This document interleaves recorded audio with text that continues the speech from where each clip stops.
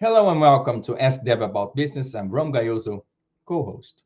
We are broadcasting via Futures Television, the home of the future on television. If you're watching the show on Futures Television, listen to it on Radio Futures, or listen to it as a podcast or as a recorded event on one of the social media platforms, you too can be part of the conversation. Just visit our YouTube channel, and that is IMCI Magazine, where we continue to chat about the topic of the day.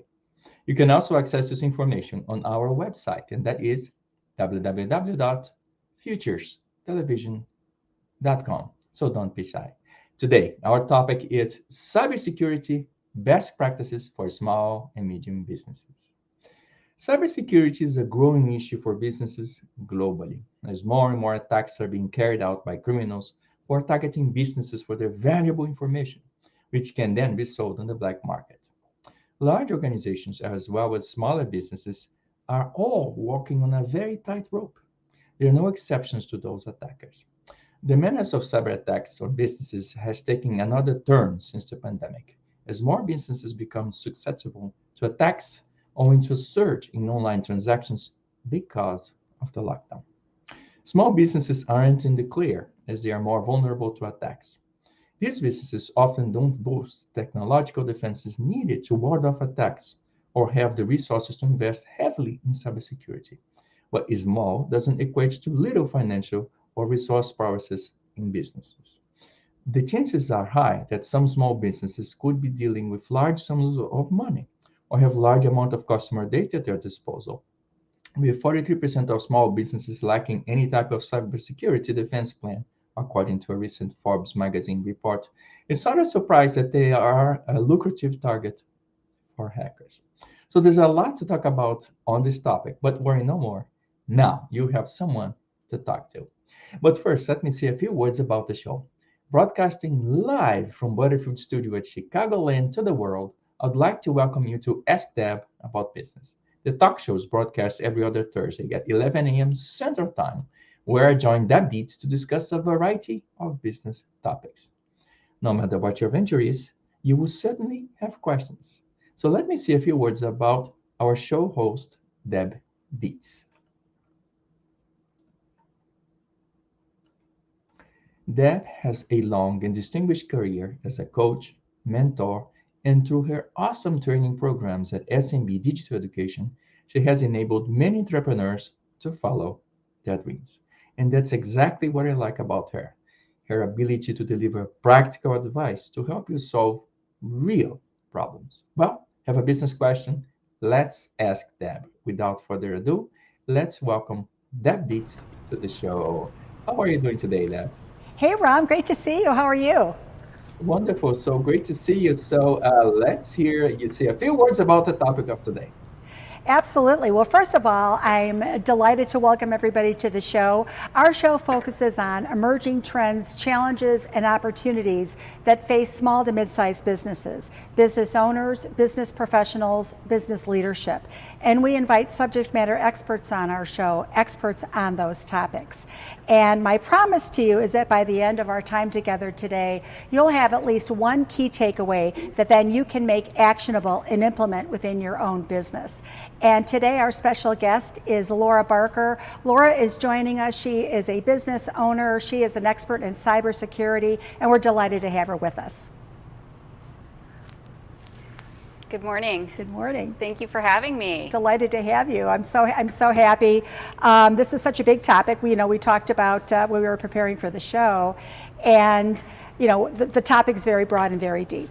And so, but there's so much to learn about it, and that's what I love about you being here. You've been in business for a long time, and before we actually dive into the topic itself, I love to start the conversation with the origin story, your origin story of starting your business, and now 18 years later, very successful business owner. And our audience is, really loves to hear the stories of our guests and how they got here and how they became successful. So take us back to the beginning and tell us a little bit about you, your vision for your company and what got you here today. Sure. So going in the Wayback Machine, so I've been in IT for over 30 years. I have a degree in computer science. I started off as a developer, and I started at a time when the internet was not what we know it today. There was no such thing as mobility or mobile solutions. And I started in corporate America and learned, kind of cut my teeth on what it takes to deliver and implement very sophisticated solutions for large enterprises. My passion, though, I love helping people succeed, and kind of left corporate America, got into consulting. It broadened my horizons in different verticals, so I got exposure to different companies, their needs, what they're trying to achieve. And through my experiences in consulting, I met my current partners. We each had a passion for technology, and we each had a passion for delivering quality solutions. And so 18 years ago, we decided that we would each take our unique strengths. Mine is in overseeing and looking at quality, implementation, the architecture, the design, and the management of solutions from start to finish. And then my partners, they're also in technology. So I have my CTO, John Gavlin. He is a dynamic whiz when it comes to technology. And then my other partner, Mike Milhouse,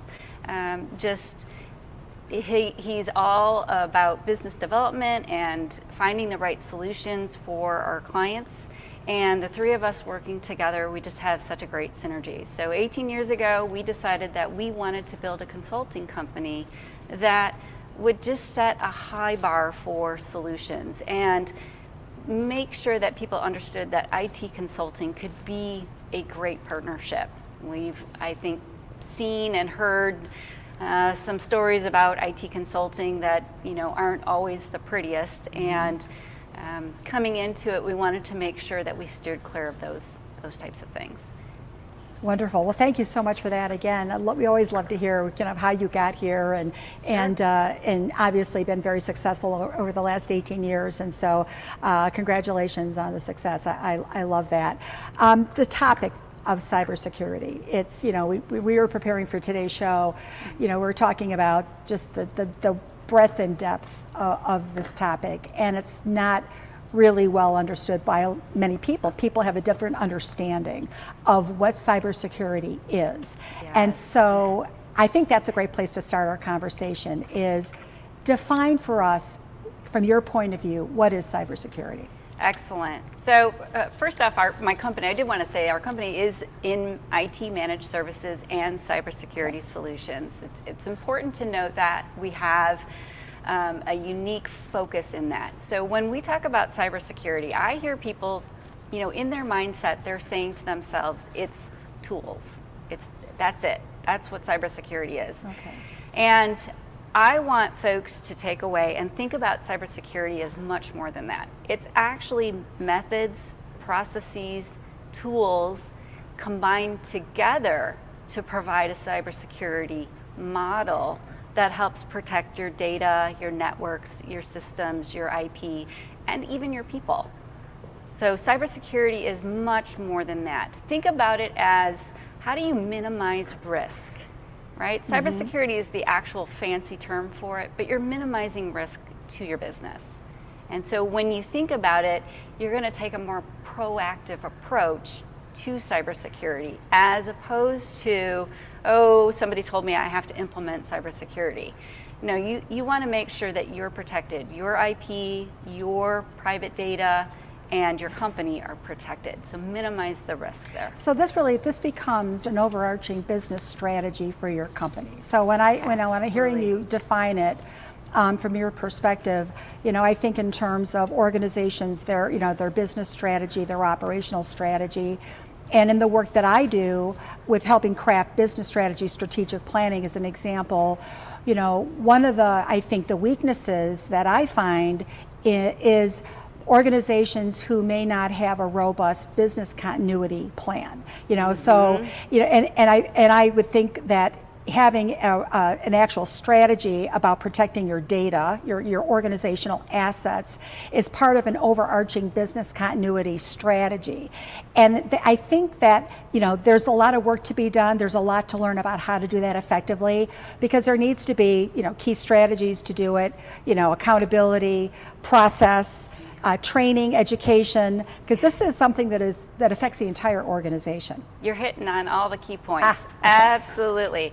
So what I've seen and come across is that businesses tend to want an easy button, and there's no easy button here. Or if they find an easy button, they want to press it once, right? We live in an era right now where it's almost instant gratification on everything when it comes to tech. But when we're looking at cybersecurity, you have to kind of step back and say, how do I build this holistic plan? Right. And you talk about business continuity, it's one aspect of your entire cybersecurity model that you're going to be implementing. It's just one piece of it. It's a very important piece because you want to make sure that if a cybersecurity attack or an event happens, how do you get back up? How do you recover from it? And there's many aspects just to that one section of the entire cybersecurity model that needs to be reviewed and implemented. So it has to be, there's work to be done in making sure that those processes are put in place so that you are prepared. And I think a lot, you know, and you can't really turn on the TV or listen to any podcast out there without hearing some story. You know, there are always stories in the news about breaches, you know, data breaches. You know, I had a recent experience, my business partner and I, working with an organization that, you know, they were hacked. Their website is, after many weeks, is still offline. You know, emails were compromised, you know, and it's, you know, it's big and it's ugly, you know, and it can be, you know, very damaging.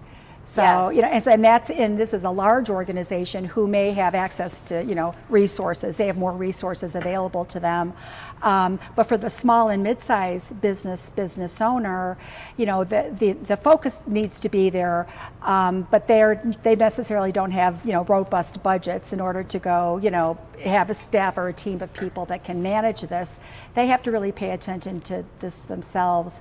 And so I also like the fact about your managed services capability. So, you know, your organization is providing, it's not just a software package that you implement. No. Right? No. And I think, to the point you made earlier, a lot of people think, oh, I'll put in security software and I'm all good, no. You know, until something bad happens, right? And then you're scrambling trying to rectify that. So you're really providing kind of this oversight, these services, and putting all the mechanisms in place to be able to watch over. And then do you also do training of their employees and so that the user, so that there's a user awareness about, you know, protection of data. We talked earlier, getting ready for the show, about, you know, passwords, you know, password management. Tell us a little bit about that, about password management and the importance of that.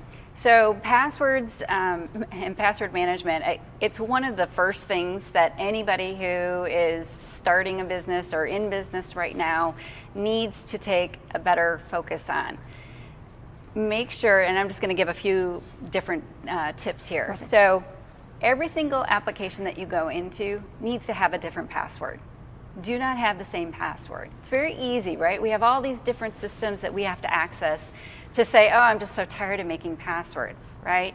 Well, you want to have different ones, and why? If there's a hacker that gets into one of your systems and you have used the same login and password combination on multiple applications or websites, now they can take that, run it in a script, and they're gonna hit all of these websites because you gave them one access point, right? So again, you have to make sure they're different ones. You need to make sure that they're complex. Don't make them easy. More and more systems today are putting in mechanisms, so when you change a password, it's saying you gotta have, you know, 8 to 12 characters, you gotta have special characters, uppercase, lowercase. Well, after a while, it becomes very hard to start remembering all of these combinations, right? I mean, come on, it's crazy. It is. Well, they have password managers. A password manager is a place that you can actually store all of your login IDs and passwords. It's highly encrypted. It enables you, the way that it works, to have 24. You could have very long passwords now, making it even harder. I don't think people understand that a hacker can run a script if they know your login ID. So in most cases, your email address is your login ID, right? So right there, they already have the login ID. All they need is the password now, right? Because your login ID is not some unique number or name or combination. It's a publicly available login ID.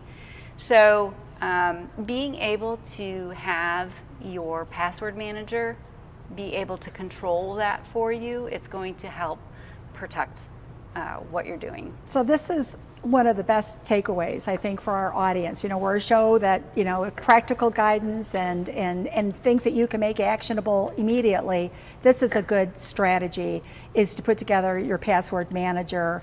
I think that's a good first step, don't you? It's absolutely the first step. One thing that I will tell everybody out there, on your web browsers, there's the ability to save your password. So have you ever been prompted when you're visiting a website and you get prompted by the browser to say, would you like us to store your password? Absolutely. Absolutely not. Do not do it. Okay, don't do it. Don't do Another it. good tip. And here's why. If your laptop is open and you happen to be somewhere, and by whatever means, you could be at your home, right? We have this hybrid workplace now. Your laptop's open, and maybe you have children in the home and they have friends over, and somebody comes over and sits down at your desk. Now, we don't want this in business, right? You should have a dedicated space if you're going to be working at home. But if somebody accesses your laptop, gets on there, and the browser's open, and they go to the site, and now your password combination is stored, all they have to do is click login.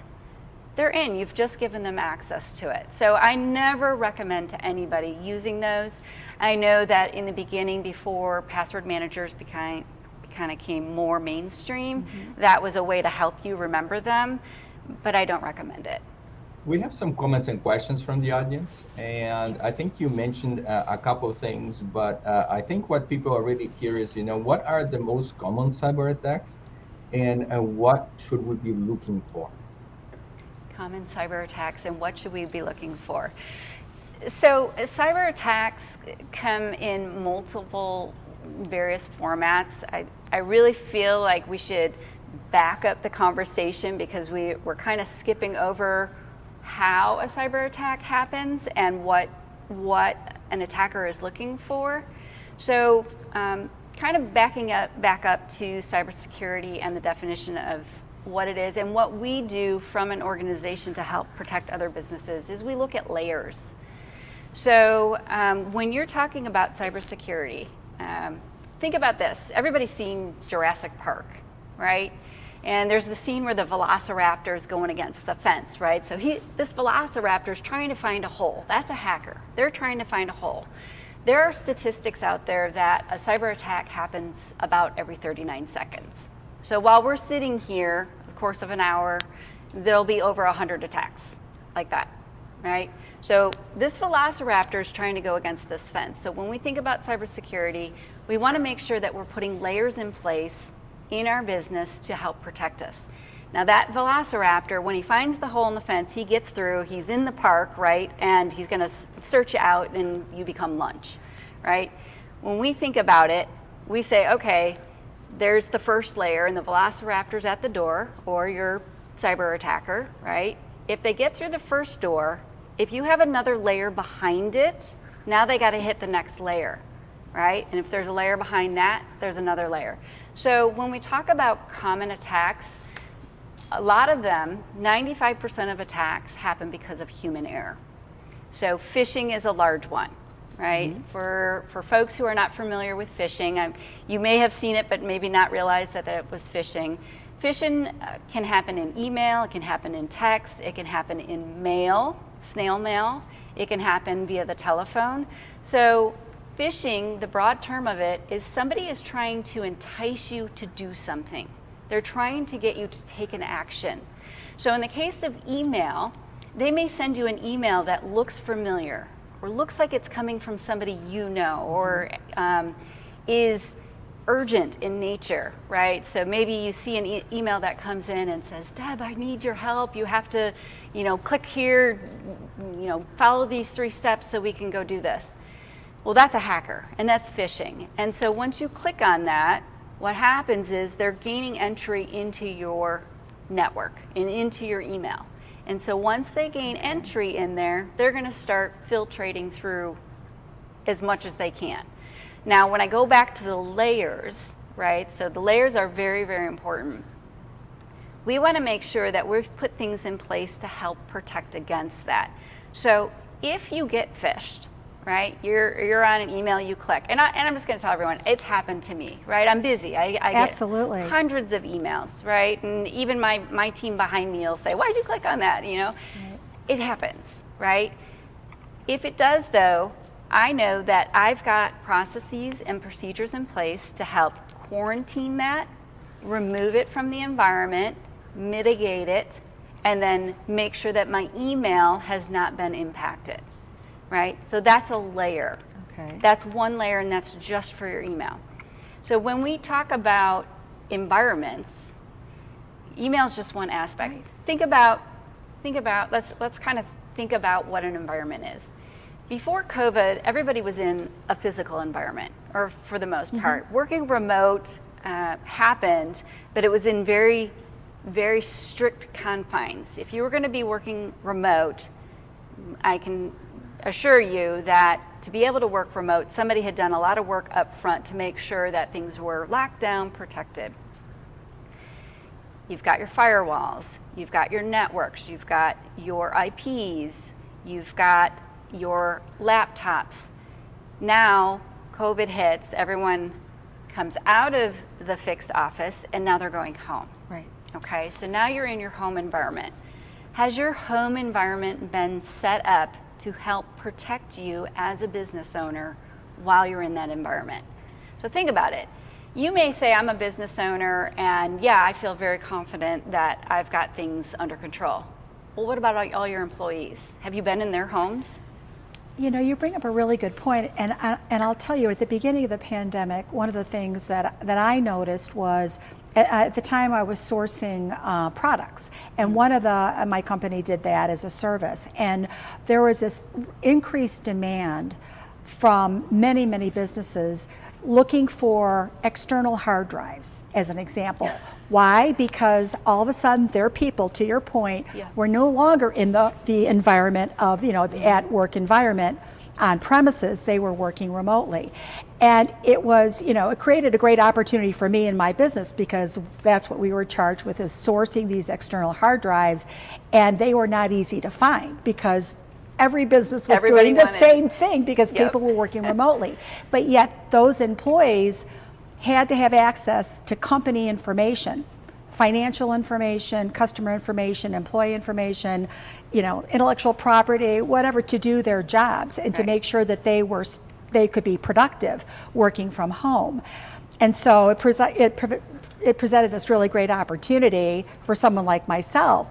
But then as I was doing this, it was so interesting, I'm thinking to myself, well, that's interesting. These external hard drives are being shipped to my business client. They're loading the external hard drive with all this data and then sending it to the employee's home. But once it gets to the employee's home, and it's really interesting, because at some point in the back of my mind, I'm thinking, well, I'm providing a good service because I'm getting them the equipment that they need. But then all of a sudden it started occurring to me about, what happens to the protocols, the safety protocols, when you're on site? Maybe you've got your IT team, people are watching and managing and looking for potential breaches. But when but your people are not there. They're at home and they're working with the sensitive information. What are they going through to safeguard that company information? So some good opportunity here presented another challenge over here, and that happened a lot during the last 2 years. Right, absolutely. So we do have a follow-up question on that one too, please. Yeah.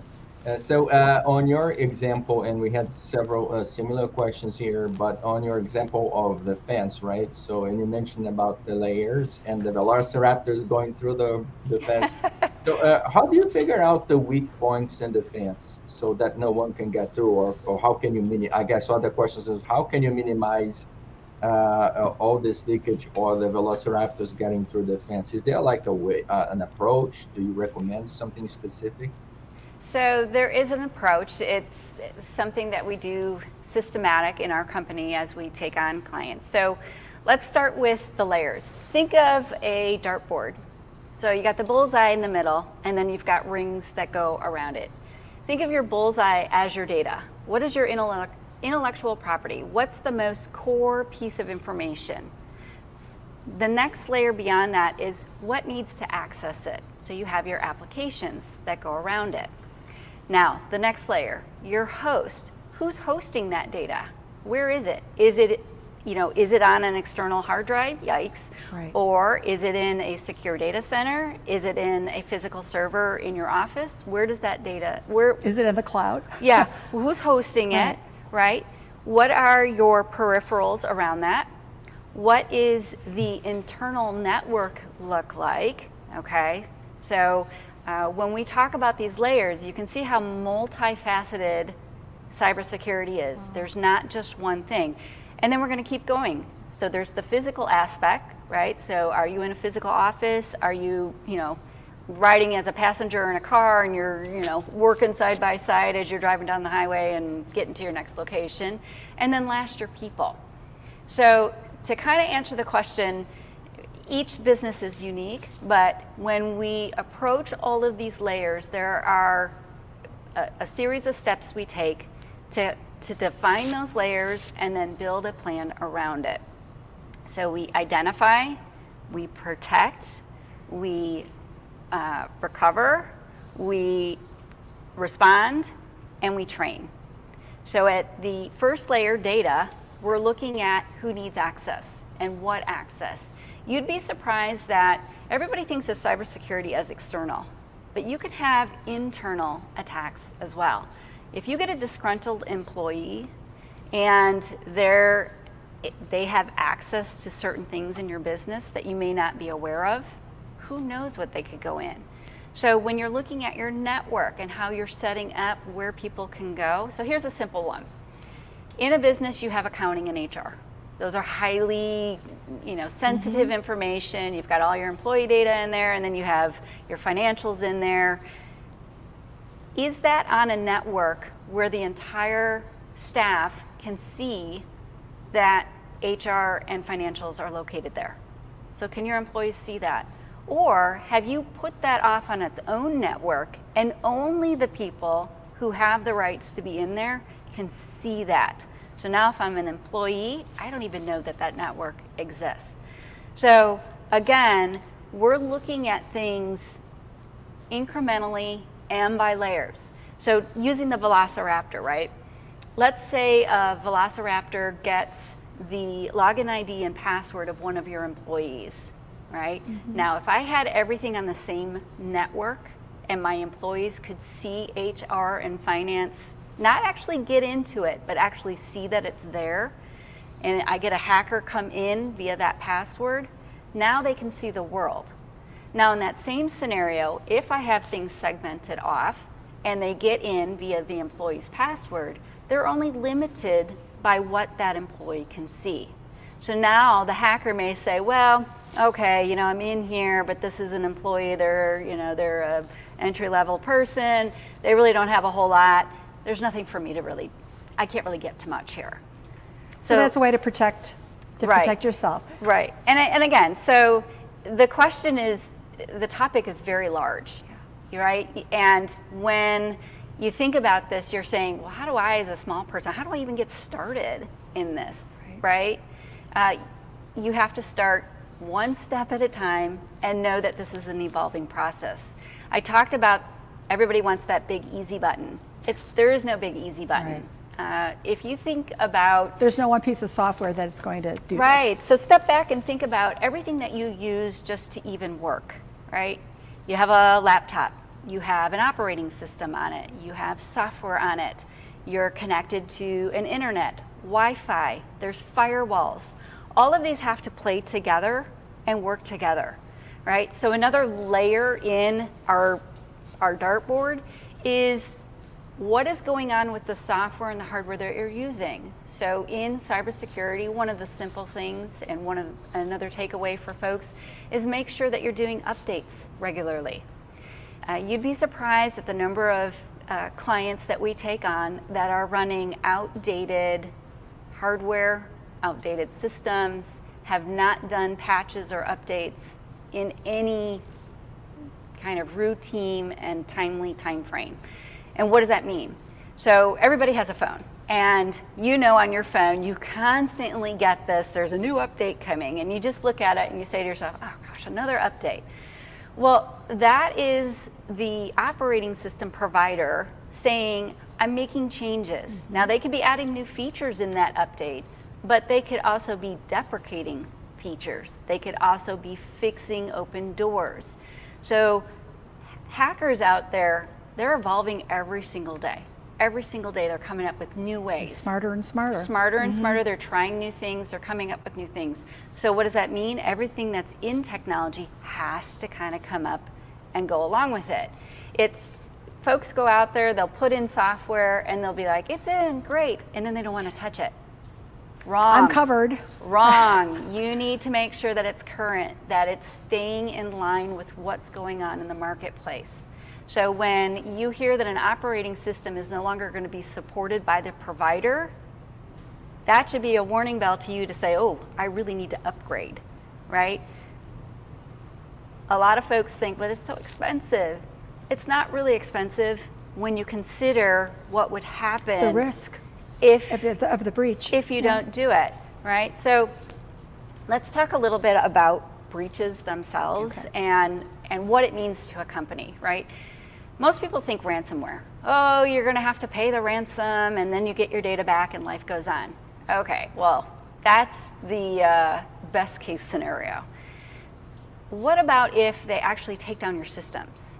Now, if you've got a staff of, and I'll just use a small staff, what if you have 10 people, right? Doesn't seem overly large, but you have 10 people sitting around doing nothing and being able to access. And you, as the business owner, are on the hook for payroll, right? But you have no system. Secondly, what about your clients? How are you able to service them if you don't have access to your systems? What happens there? Then there's legal, right? So have you breached any legal contract obligations based on whatever your vertical is? A lot of businesses also don't know that there are state regulations on breaches. So if you have a breach and that breach, the attacker is able to get information on personal data and they take that data, you are obligated as the business owner to report that has happened. So how many people in the news have seen, oh, there's been a breach, there's been a breach. And we as consumers, we see it and we're like, oh, great, another breach, right? We've kind of become immune to it. Because it's so frequent. It is so frequent, right? In the state of Illinois, you have to report the breach. If there's more than 500 individuals' information exposed, you have to also report it to the Attorney General. Then there could be fines on top of it. So now, the next level is this breach has occurred. Now it's your reputation's on the line, right? So I'm a consumer and I'm like, well, what were you doing? That's my data. That's my personal information. Right, depending on what the service is or how I've contracted with you. So the cost of cybersecurity to a business is enormous, right? It's not just, oh, I have to pay a fine, which is bad enough as it is. It's way beyond that. So you talked about a follow-up question on that. Sure. So to pay or not to pay, that is the question. So if you pay the hacker, won't you create an incentive for the hacker to return? So should we pay? Should we not pay? Do you have a position? So that answer is kind of twofold, right? Should you pay or should you not pay? It really depends on what you've done to protect yourself in the background. So we talked about those layers. We've talked about business continuity. are you able to get around the fact that they've stolen this data, right? It's out there. They're threatening to do who knows with it. And what kind of data was taken? So there's a lot of factors that go into whether or not you pay or don't pay. So it's not a yes or no type answer. And if you end up paying, no, not necessarily, because hopefully if you end up having to pay, you're going to put things in place to make sure that you have covered yourself so you're not going to have this happen again. Again, it's those layers. They're so key. When we talk business continuity, one aspect of business continuity is backups, right? We have a great story back in the day, and again, this is years ago, where unfortunately somebody had their facility burned down and had not done backups off-site, and actually brought in a box, in a cardboard box, one of their machines. It was their business. And they're carrying this box, and if anybody's ever experienced a fire, the smell and everything, and they're like, can you help me? And we're looking at this going, oh my gosh, can we pull the hard drive? Are we able to do something with it? So business continuity talks about backups. That's one aspect of it, and how those backups are. When we talk about backups, you also need to think about the type of backups that you're doing, right? So how often are you taking backups? Is it once a day? Is it every hour? So if you had an event happen and your backup was only 24 hours and the event occurred at, let's say, hour 12, so 4 o'clock, let's say your backup is at midnight every night. So now you've lost the whole morning. Could you survive by losing all of that data? Because you're going to roll back to the last backup. Right. So that's one aspect of it. The second is, how long does it take you to get your backup back up? Right? It's not only that you have the backup, but what are the steps and processes in place that you can quickly go back online should something happen, right? So if you have backups every hour, let's just say, something happens, your systems go down. And we're talking about cyber attacks. It could just be a complete hardware failure, right? We haven't even talked about the fact that it's hardware. It is fallible. It doesn't last forever. Things, burn out over time. Okay, so the server goes down, you get hacked. How do you get back up? And how fast can you recover? So there are different modalities of bringing your systems back online. And what does that mean to you as a business owner? Can you survive, right? Remember, you got 10 employees sitting around waiting, going, okay, what are we doing? Orders to place, you got products your clients, to ship, you got things coming in, you've got payments to make. I mean, there's so many pieces of that. And so business continuity and data backups, that's just one part of it. The second part of that is, what are your policies and your processes in place? Now, your systems go down. Do you know what steps you need to take? Who's your first call? Do you have that? Follow-up questions on that. Yeah. So in the event of a loss, and so the question becomes, who pays for that? So if you have a loss and it costs you, I don't know how much, or God forbid you actually had to pay ransom, and you have to, I don't know, sometimes I hear that, and some people made comments to the fact that, oh, now you have to give people, some credit protection for 90 days, whatever. So there's a cost for the business. So several questions came around. So who pays for the loss? So the business takes the loss, or do we use insurance for that, or is that even available? Do you have a position on insurance? Yes. About insurance. Excellent question. Yes. So cyber liability insurance, and huge proponent of it. It's becoming more mainstream. More and more folks are out there. Cyber liability insurance is there in the case of a cyber attack. Your general business liability insurance will not cover you in the event of a cyber attack. Now, cyber liability insurance, when you go for insurance, they have very long questionnaires, and as a managed service provider and somebody in that, we help our clients fill out these questionnaires. Now, when you're going through these questionnaires, they're asking questions about your environment. They're asking about your layers, right? Okay. So if you're answering, well, I don't have this, I don't have that. You're not checking the box there. I'm not Yep. doing this. You're not going to get the insurance. They're not going to even consider providing you insurance. Okay. You have to be able to check all of these boxes, right? So right there, there's a tentative footprint for what you need to have in place for cyber liability insurance. Now, let me say this too. If you go through and you say, oh, I got all this, right? You checking all these boxes, you turn it over, you pay your insurance, and an event occurs, the insurance company is not just going to hand you a check. They're going to want to make sure you actually were doing everything that you said you were doing. You have to prove that you were doing it. And in some of these insurances, they are going to do IT audits of you. You have to show it. Because if you're not walking the walk and doing the talk, they're going to say, no, you're a risk to the insurance company. So again, it comes back to how much risk, how much exposure. Now, if you're putting all of these things in place and you have an event, right?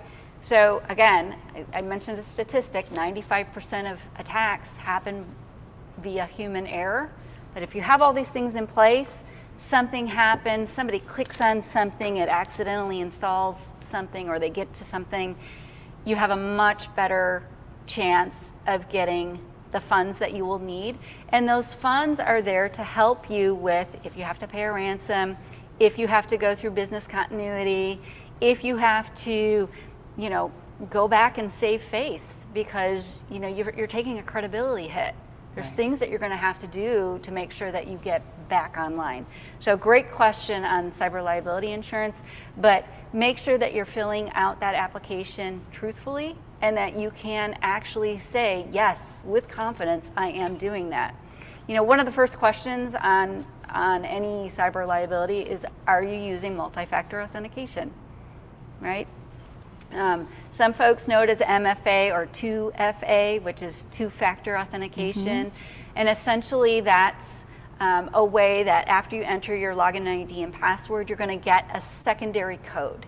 And that secondary code is sent to a personal device where you are saying, I'm physically in control of that device so I can get that number. Right. That's what that is for. It's kind of like a second thing. Now, it's not 100%, right? Don't think it's 100%, but it is a way to, again, ensure so that if somebody gets your login ID and password and they're trying to enter it in, the system's going to prompt for that code, and the hacker doesn't have your mobile phone sitting in front of them, right? So that's one of the first questions on any cyber liability. So anywhere you have the opportunity to turn on multi-factor authentication, do it. Yes, I've heard people say, oh gosh, I have to do this everywhere. It's 2 seconds. It is. It's 2 seconds versus the risk and the exposure because you don't want to take the 2 seconds to enter in the code. To me, that's silly. That's another great key takeaway for people is say yes. Yes, check that box. just, and I've actually, even in our own business, I've called businesses with software that we're using and said, where's your MFA? Okay. If you can't get me MFA, I'm going to have to go find a new provider, right? I'm an MSP. My standards are even higher. Yes. Because I'm looked at even more stringently. Exactly. You're providing that service. Yeah. Yeah, absolutely. Wow. We So have there. some follow-up questions from Facebook on that topic. So, and I know it's kind of a hard question, but the people are commenting. So, do you see this? So, the cyber security is an extra cost to businesses. Do you see that more as like life insurance? It's nice to have, or is it more like car insurance? You really have to have this, or else? Oh, I feel like it's a little bit of life insurance, the cyber liability. It's a way as a business owner, you have a little bit of extra comfort, right? We already have so many things on our shoulders as business owners, right? We're just talking about tech. We're not even talking about you selling your product, marketing, finding consumers, all that. We're talking about just operating your business. And so it is an additional cost, but it's one that's going to make you feel comfortable. I have started to see businesses ask if you have cyber liability insurance before they will even do business with you. So we are seeing a change in how people are wanting to work with other businesses due to the level of cyber events occurring, and saying, I really want to do business with you, but, do you have cyber liability insurance? They're asking. So just as we do other insurance and they ask us to have certain limits, we're starting to see that on the cyber liability side. Why? Because remember, go back to the application. The application is saying, what do you have in place in your environment? It's a nice way to do almost kind of vendor review, because it's one item to say, well, they have cyber liability insurance. That tells me that they've done certain things in their business to help protect my data as a consumer or a partner when working with them. Wow. So our show is produced by Futures Television for Radio Futures, and so we, give a lot of thought to what's coming, down the road. So as it relates to cybersecurity, what do you see is in front of us when it comes to this topic? And is it, it seems to be more prevalent now than ever before, and this, like I said earlier, you can't, watch TV or, open up your computer without hearing about some breach somewhere. What does the future look like for The for future is going to get more stringent.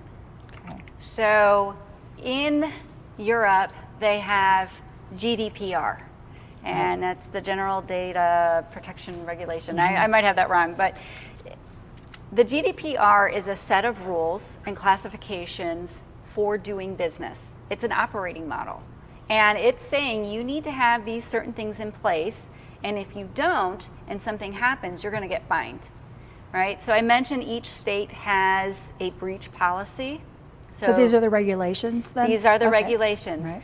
And here in the United States, if you go out to California, California is a great example. California has already started to put in more stringent business operating rules and saying you need to have these things in place. So as a small and medium-sized business owner, you're thinking, oh my gosh, how am I going to meet these standards? The standards start with everything that we're talking here today, right? And they extend to policies and procedures. So we talked a little bit about hybrid environments and people working from home. A simple policy and procedure is what is your work from home policy? Have you articulated that to your employees? Have you made them read it and sign it so that they're operating in a mode that you know is in alignment with your cybersecurity plan, right? That's just one simple, but you can fully expect that it's going to continue to grow with cyber liability insurance. We talked about auditing. IT auditing is going to become more prevalent, and this is where an outside third party comes in and actually does penetration testing on your network to see if you have vulnerabilities. Insurance companies may order them as well. That may become more mainstream, and again, that's helping all of us. Right? So they're coming in and assessing your risk of penetration and then providing guidance as to how to mitigate that. Sure. Insurance companies now will even come back, the larger companies will come back and say, we ran a test. Here's the 10 things that you need to do before we'll even consider quoting you on a policy. That's going to become more mainstream. Compliance is another. You're going to see compliance wrapped into cybersecurity, how you're complying with the objectives and the line items as it relates to cybersecurity. So it all goes back to those layers. So if you think about the layers, you're going to start with the data layer. There's going to be items that you need to do for your data layer. Then when you go to the next layer, you have your applications. So an example is, are you doing patching? Are you doing updates? Are they being done regular? You're not running software that has been decommissioned, right? It's going to keep going. It's going to keep going. And one thing that I think would be really helpful to people would be some sort of a checklist that looks at all those layers and says, are you, this is a standard, or you should have processes in place or policies in place to be in compliance. Do you provide that type of instruction or checklist to your clients? We do have a checklist. Okay. Anybody can go get the checklist. It's a high level. Remember, this is the depth of this topic is very. But it's a starting point for a small to mid-sized business owner to say, how big is this? And if nothing else, what should I be aware of so that I can start to implement some initiatives or strategies to get underneath each one of those layers so that I am better protected, today than I was yesterday? We do have one that you can download. It's very easy to read. It's in very simple terms, makes it so that you can go through and start your process of being protected. I mean, that's the end game. You want to be protected not only for yourself, but for your clients. I want to make sure that when I'm working with you, you feel confident and you can trust what I'm providing you. Absolutely, absolutely. Laura, this has been an amazing conversation. Like you said, very broad and very deep topic, but if you could kind of wrap up, what would be maybe the top 2 or 3 takeaways that you would like our audience to leave with today, things that they could make actionable this afternoon. Okay. What would be the top 2 or 3 things on your list? Okay, so starting simply, MFA, passwords, password management. Those are the simple ones, right? Everybody should be doing that, and you should, practice that. Understanding and learning about phishing. Okay, so we didn't go into the depth of phishing and what to look for, but definitely do that. Training. Implement training not only for yourself, but your employees. So every year, every day something's happening in tech.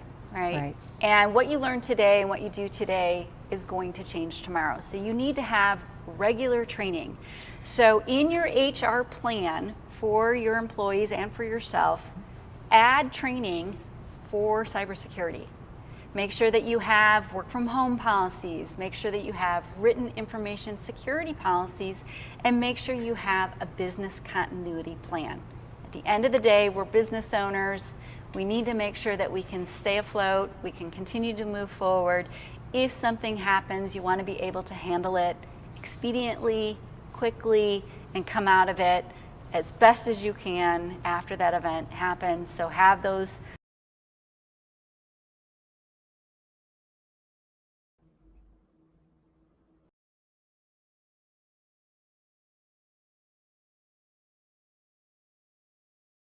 If you look at the potential, the risk is there, right? So you need to be proactive in the way that you're planning for this. And like I said at the beginning, a strategy for your organization, you need to have initiatives in place in order to mitigate the risk.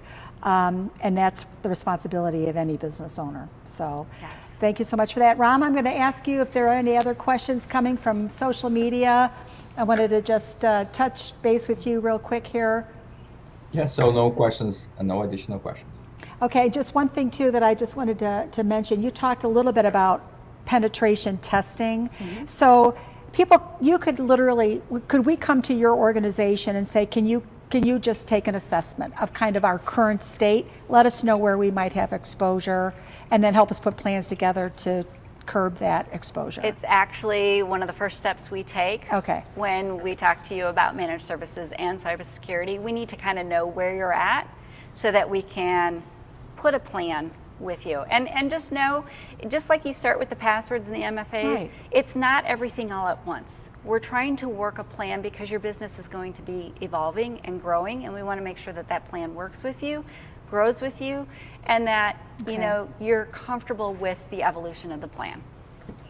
Wonderful. Well, thank you so much for being with us today. Again, this is a topic that's so broad and so deep, and we'll hear from our audience as to what, if they have additional questions or they want us to have a more in-depth conversation on a specific topic from today's discussion. So we'd love to have you come back and maybe explore this further. As we said, there's a lot here to unpack, and we only have so much time, allotted to us. Each of these areas, I mean, we could have a session on each of the areas as it pertains to business. Each one is so fundamental to the overall cybersecurity policy and model that you put in place. So yeah, we just touched upon it, and I just hope everyone kind of takes some action and Take some action. And Get started. And get started. That's it. Wonderful. Well, thank you so much for being with us. And thank you for Rob, having I'm going me. to turn it back to you. And How wonderful. Well, thank you so very much for the program today. And thank you, folks, for joining us. We hope you learned something new about cybersecurity and best practices you can implement within your business today. Please share your comments with us and let us know what is your key takeaway from today's show. And please let us know where you're watching the show from. And folks, just say a few words about the upcoming shows. All righty, so we have a good lineup. We're going to have the entrepreneurial operating system coming up. Then we're going to follow up with Generation Z entering the workforce. We're going to cover employee happiness, very important topic, and the importance of user and customer reviews. In addition to that, I will be covering the VC Latinx conference. Actually, Laura Barker is a presenter in the conference. And folks, VC Latinx is a 4-day online conference that will take place this coming May 23rd through the 26th in Portuguese, Spanish, and in English. You'll find the most amazing speakers covering a variety of business topics with entrepreneurs in mind. There will be presentations from subject matter experts, a job fair, a virtual exhibit hall, networking roundtables, and online training courses that will prepare you for success in growing your business. You find the link to the free registration page in the comment section of this video. So we hope to see you there. And folks, Ask Deb About Business is recorded at the Butterfield Studio in Vernon Hills, Illinois. And I would like to share a quick video about the studio with you.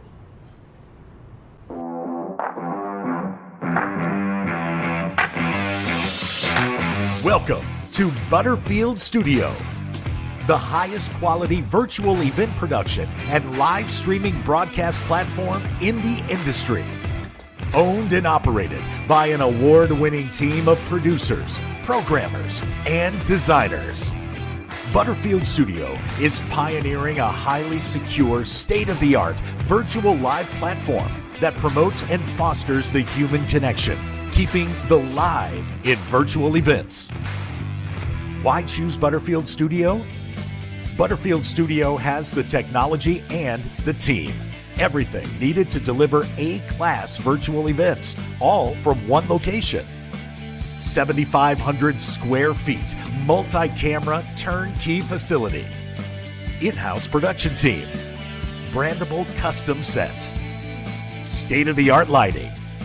Simulcast live broadcasting and streaming.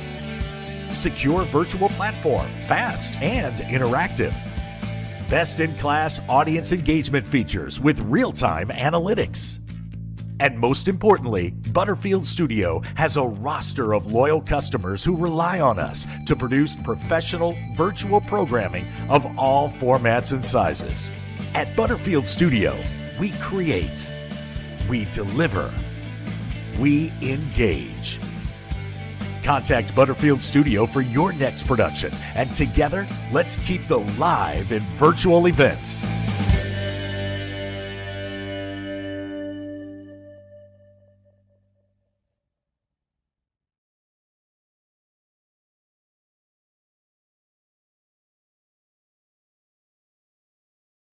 So Deb, there is actually an open house. People are curious about the studio. Can you say a few words about that? absolutely.